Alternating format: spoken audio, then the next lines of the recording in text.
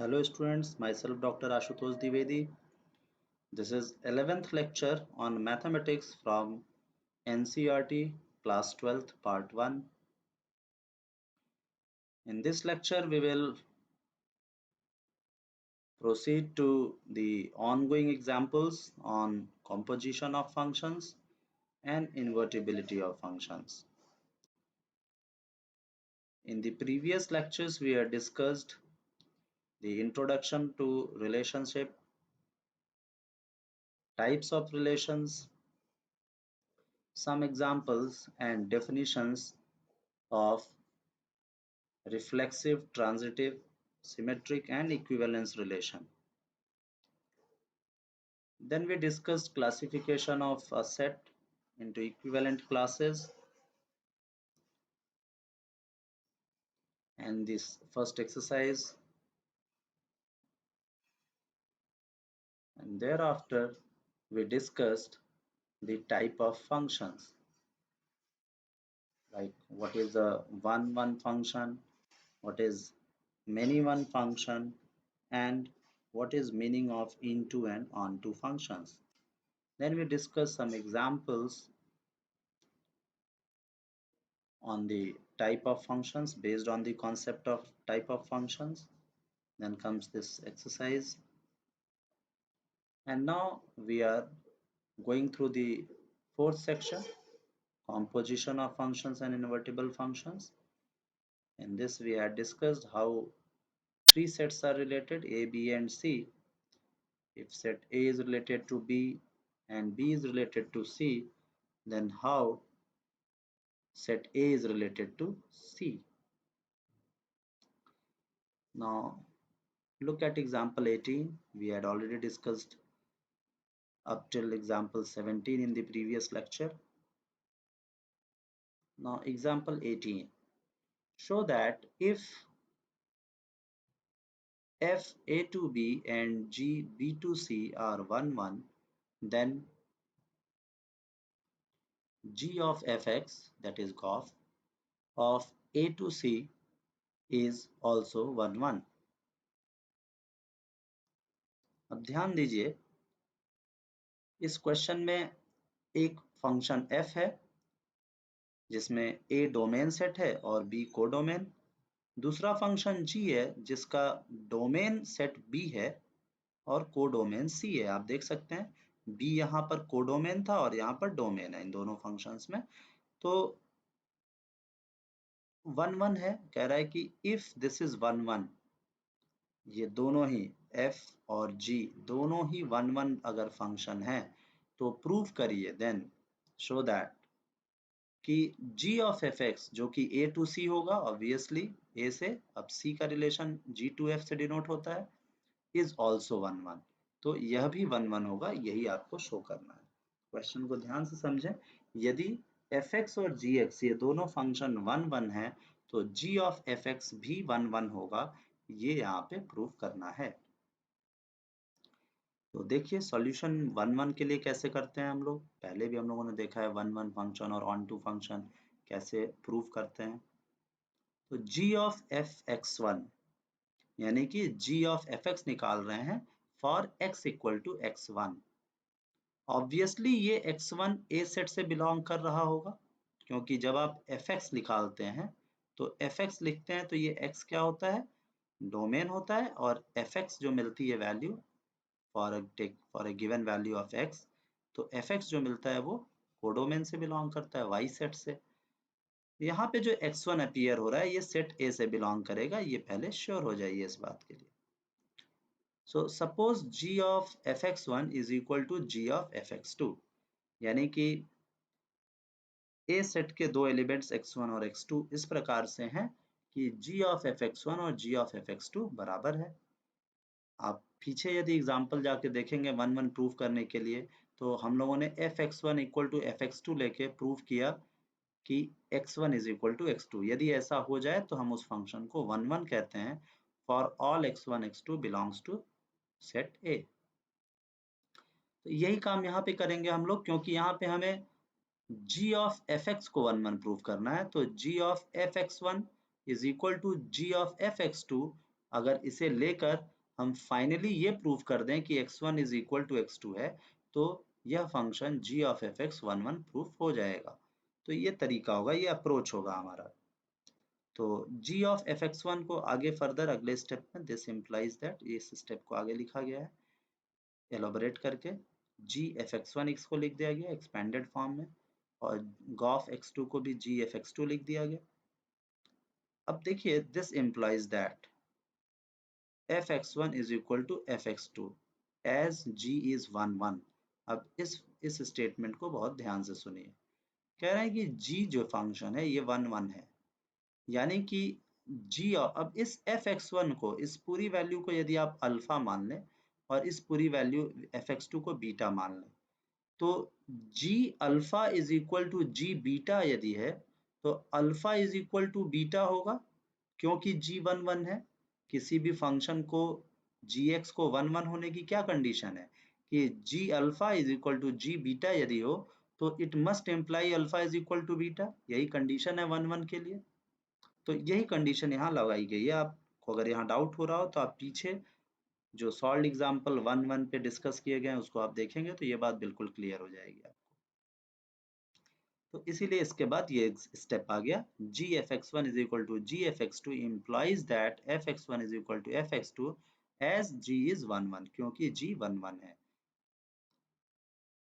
अब f x one is equal to f x two implies x one is equal to x two, क्योंकि same logic, क्योंकि f भी 1 1 है। यहाँ पे ऑलरेडी गिवन दिया है कि f और g दोनों 1 1 है।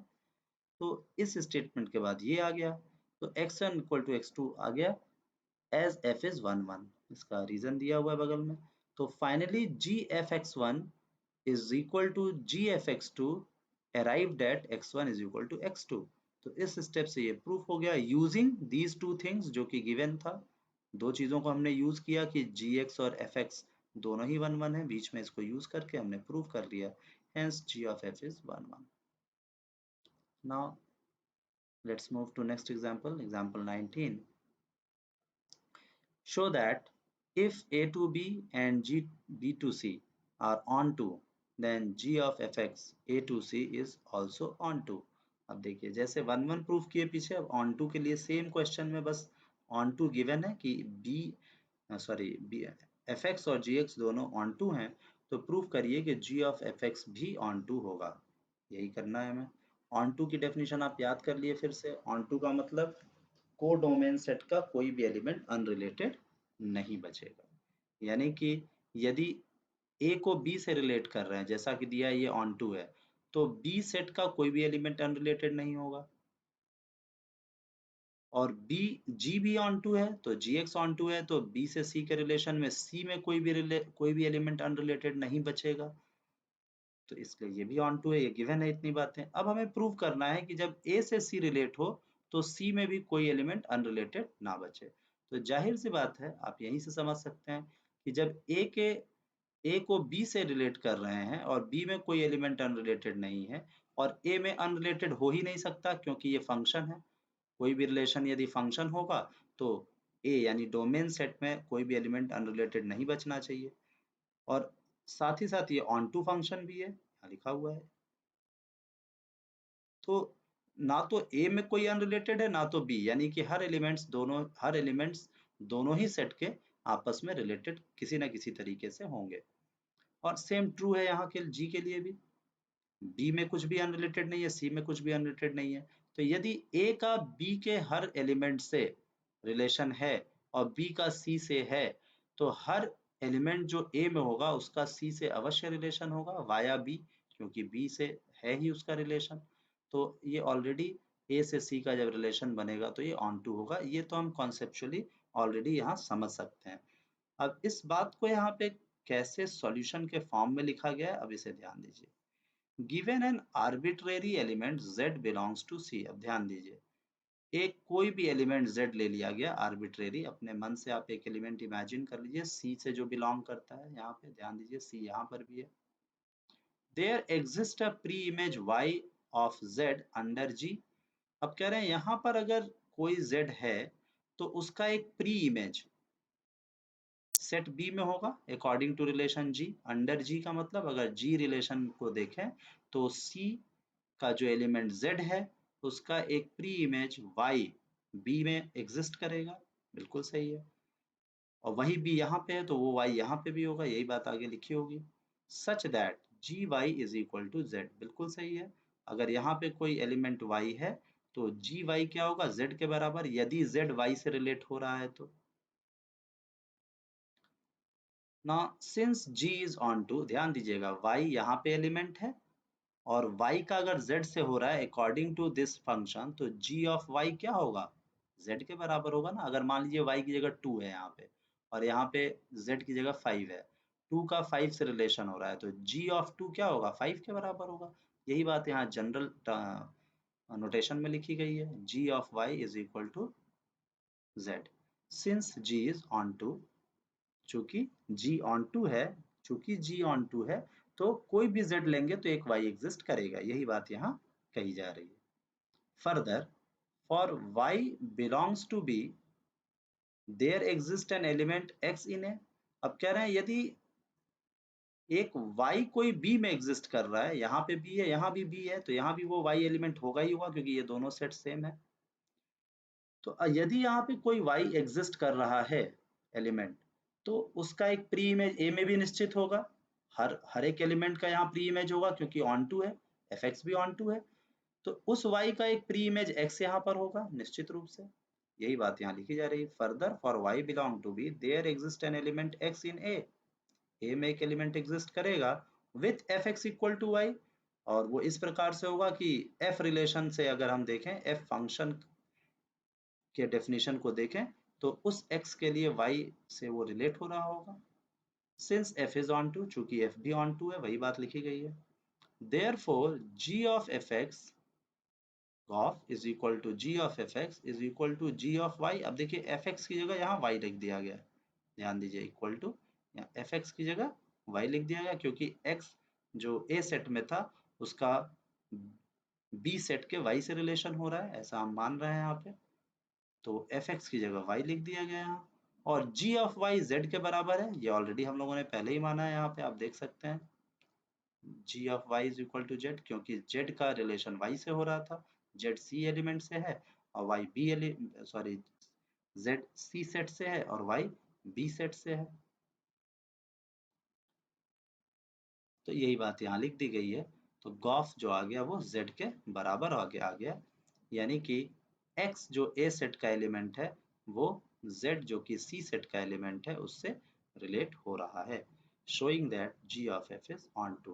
तो जब किसी भी आर्बिट्रेरी एलिमेंट z के लिए ये बात ट्रू है, इसका मतलब कोई भी z लेंगे तो उसके लिए एक x यहाँ एग्जिस्ट करेगा और c सेट का कोई भी एलिमेंट अनरिलेटेड नहीं रह जाएगा सेट a से, तो इसलिए ये ऑन टू हो गया Gauff. Now look at next example, example 20. Consider functions f and g such that composite g of f is defined and is 1 1. Are f and g both necessarily 1 1? देखिए कहा जा रहा है कि कोई दो फंक्शंस कंसीडर करिए f और g, और वो इस प्रकार से हों कि उनका कॉम्पोजिशन जब करें और g ऑफ f को देखें। f पीछे आपने इतने सारे एग्जांपल्स देखे हैं कि एक फंक्शन f है एक g है, तो आप एक f फंक्शन मानिए अपने से और एक g को मानिए, कंसीडर करना है स्वयं से करना है। और उसका कॉम्पोजिशन g ऑफ f भी अब एग्जिस्ट करेगा ही, जब f और g है तो g ऑफ f भी एग्जिस्ट करेगा। और वो डिफाइंड होना चाहिए, वो फंक्शन क्या होना चाहिए, डिफाइंड होना चाहिए। फंक्शन डिफाइंड होने की क्या कंडीशन है कि g ऑफ f का डोमेन सेट जो हो उसमें कोई भी एलिमेंट अनरिलेटेड ना बचे a का c से। जैसा कि पीछे आपको बनाया, डिफाइंड होने का मतलब ये कि वो वेल डिफाइंड होना चाहिए, अनडिफाइंड नहीं होना चाहिए। फंक्शन की डेफिनेशन को सेटिस्फाई करना चाहिए g ऑफ f, और साथ ही साथ ये कह रहे हैं कि 1 1 होना चाहिए, यानी कि f और g को इस तरह कंसीडर करिए कि उसका कॉम्पोजिशन जो g ऑफ f हो वो डिफाइंड हो और 1 1 भी हो। फिर पूछ रहे हैं कि are f and g both necessarily one one, कि पूछ रहे हैं कि जी ऑफ एफ को वन वन होने के लिए क्या एफ और जी को, यानी एफ को भी वन वन होना जरूरी है और जी को भी वन वन होना जरूरी है, दोनों को ही वन वन होना जरूरी है क्या? Are f and g both necessarily one one? तो ये प्रश्न है कि गॉफ को वन वन होने के लिए एफ और जी दोनों को वन वन होना जरूरी है क्या? ये पूरा प्रश्न है। तो अब देखिए सॉल्यूशन में कंसीडर किया गया है, कंसीडर एफ। अब एफ कंसीडर कैसे किया जा रहा है? एफ और जी दो फंक्शंस कंसीडर करने हैं। एफ को कैसे कंसीडर किया गया है? देखिए एफ का डोमेन सेट ये है, फाइनाइट सेट्स लिया गया है यहाँ पे 1 2 3 4, और को डोमेन सेट ये है 1 2 3 4 5 6। डिफाइंड एज, और डेफिनेशन क्या ली गई है फंक्शन एफ एक्स की? F x is equal to x. ठीक है, तो f x equal to x से अगर हम देखें for all x, and g को यहाँ पे डिफाइन किया गया है। अगर हम f x equal to x definition को देखें तो यहीं पे क्लियर कर लें कि x की वैल्यू यदि आप 1 लेंगे तो fx की वैल्यू क्या आएगी? 1 ही आएगी। x की वैल्यू 2 लेंगे तो fx की वैल्यू भी 2 ही आएगी।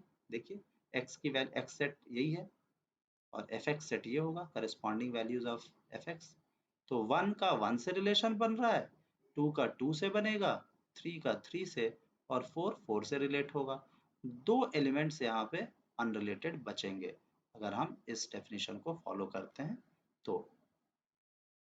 मगर ये 1 1 है, इसमें कोई डाउट नहीं है, क्योंकि एक x की वैल्यू पे एक ही y की वैल्यू हमें मिल रही है। 1 के लिए 1 ही मिलेगा और कुछ नहीं मिलेगा according to this given relation. 2 के लिए 2 ही मिलेगा, दूसरा कुछ नहीं मिलेगा। तो ये 1 1 है, कंसीडर ऐसे किया गया है कि f 1 1 है। अब देखिए g को, दूसरा फंक्शन जो कंसीडर किया गया है, g इज सच दैट, अब देखिए g का डोमेन सेट ये है 1 से लेके 6 तक कॉन्जिक्यूटिव नेचुरल नंबर्स हैं, और कोडोमेन सेट भी 1 से 6 तक ही है, सेम सेट्स हैं डोमेन और कोडोमेन जी के लिए। और डिफाइन कैसे किया गया है? जी एक्स को भी सेम वैसे ही डिफाइन किया गया है, जी एक्स इक्वल टू एक्स। इस फंक्शन की डेफिनेशन भी वही है। यानी कि अब यहाँ पर 1 1 से, 2 2 से, 3 3 से, 4 4 से, और 5 5 से, और 6 6 से भी रिलेट होगा। यहाँ कोई भी एलिमेंट अनरिलेटेड नहीं बच रहा है कोडोमेन सेट में। So for x equal to, अच्छा देखिए अब डेफिनेशन को बदला गया है यहाँ पे, ये ध्यान दीजिएगा। gx is defined as gx equal to x for x equal to 1 2 3 4, यानी कि सिर्फ 1 2 3 4 के लिए ये वाली डेफिनेशन होल्ड करेगी, gx equal to x। जैसे ही आप 5 और 6 ले रहे हैं तो g ऑफ 5 और g ऑफ 6 दोनों ही वैल्यू 5 के बराबर है, यानी डेफिनेशन gx की यहां से लेके यहां तक है। अभी तक जो हम समझ रहे थे ऐसा नहीं था, यहीं तक नहीं है, ये पूरी डेफिनेशन है यहाँ से यहाँ तक। तो ध्यान देंगे gx की definition gx equal to x सिर्फ x की इन चार वैल्यूज के लिए है, 1 से लेके 4 तक। अगर हम x की वैल्यू 5 और 6 लेते हैं तो gx की वैल्यू दोनों ही केस में 5 आएगी। यानी कि यदि आप मैपिंग करेंगे तो इधर का 5 भी इधर 5 से रिलेट होगा, इधर का 6 भी इधर 5 से ही रिलेट होगा, यानी ये मेनी वन टाइप का फंक्शन हो गया, ये 1 1 नहीं है। तो चूंकि हमें यहाँ प्रूव करना था नेसेसरली दोनों को 1 1 होना जरूरी है क्या, तो एक को तो 1 1 लिया है इन्होंने fx को, मगर gx को मेनी वन लिया गया है, यहाँ पर दोनों को 1 1 नहीं लिया गया है। अब गॉफ को हम देखेंगे कि क्या गॉफ अभी भी 1 1 है। then gauss g of fx is equal to x for all x, which shows that g of f is 1 1। अब अगर आप गॉफ देखें तो वो ऑलरेडी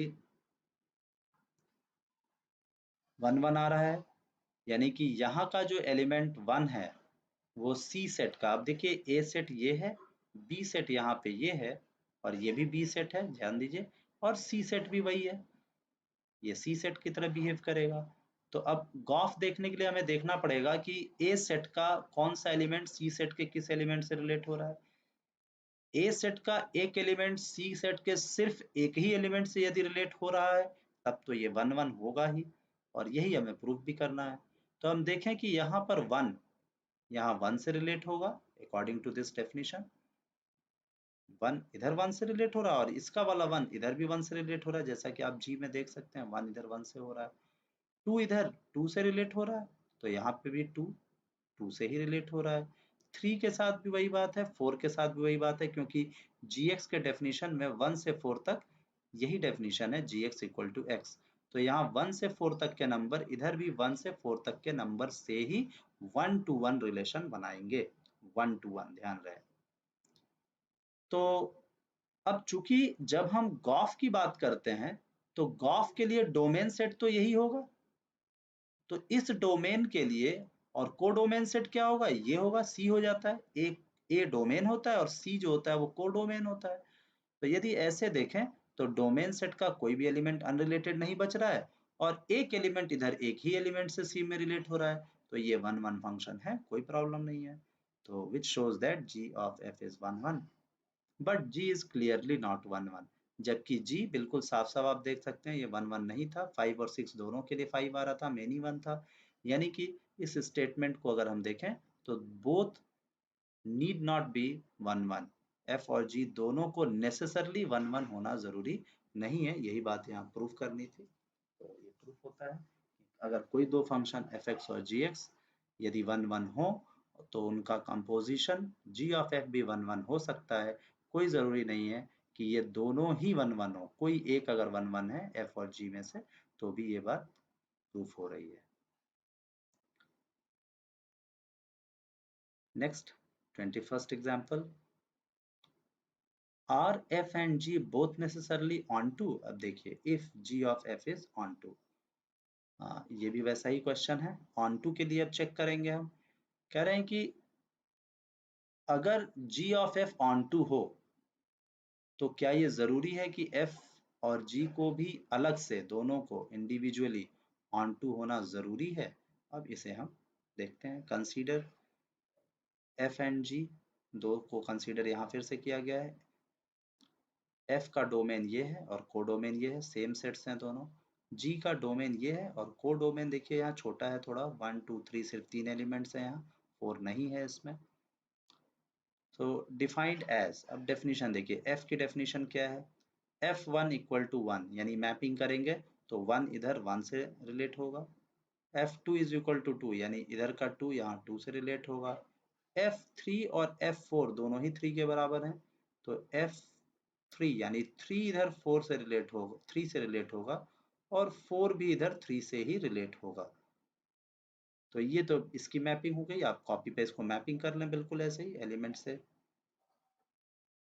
अब यदि g की मैपिंग करें तो देखें g1 इक्वल टू 1, यानी इधर 1 1 से रिलेट होगा, इधर का 2 इधर 2 से रिलेट होगा और इधर का 3 इधर 3 और 4, देखिए दोनों ही g3 एंड g4 दोनों ही 3 के बराबर है, यानी 3 भी इधर 3 से होगा, 4 भी इधर 3 से ही रिलेट होगा, यानी ये मेनी वन रिलेशन है।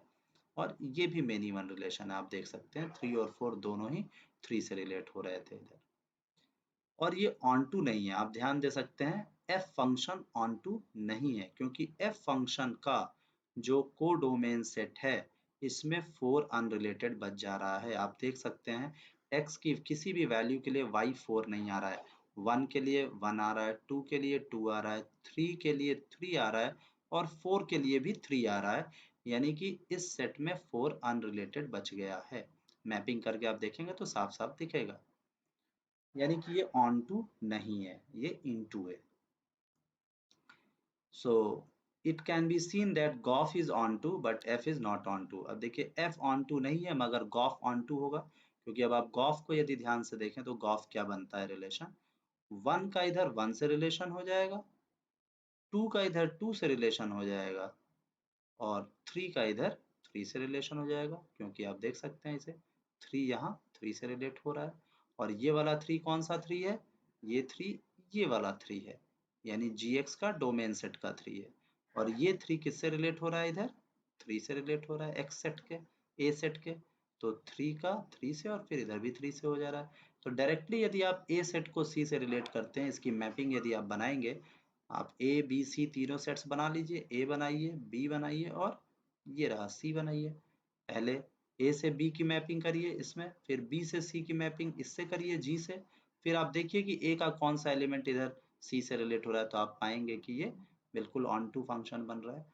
इस सेट में कुछ भी अनरिलेटेड नहीं बचेगा, जो गॉफ का कोडोमेन सेट है। तो that's why it is onto. इसके बाद एक रिमार्क दिया हुआ है, फिर अगला एग्जाम्पल है। तो इस रिमार्क के साथ हम लोग अगले वीडियो में मिलेंगे। Thank you.